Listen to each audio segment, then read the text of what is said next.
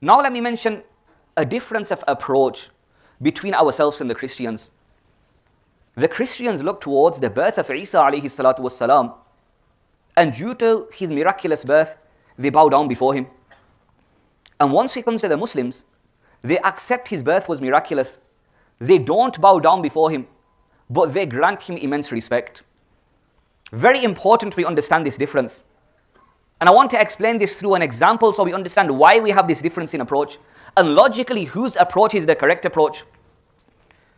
Once it comes to the light of the moon, it's not intrinsic.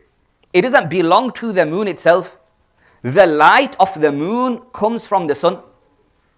So the light of the moon is not the light of the moon itself. The light of the moon is a result of the light of the sun.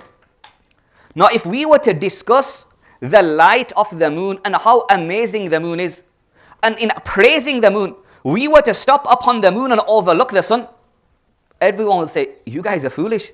If you're praising the moon which has extrinsic light, then you most certainly should continue onto the sun and praise the sun even more, because the light of the moon comes from the light of the sun.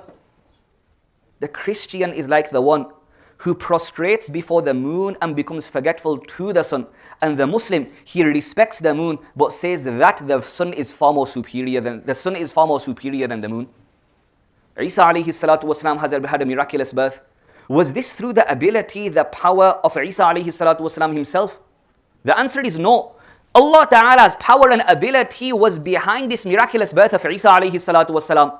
The Christians, they take Isa alayhi salatu wasalam and they prostrate before him. We say, hold on, he is special. Why? Because Allah Ta'ala chose him to make apparent his own, i.e. Allah Ta'ala's ability and power upon the earth.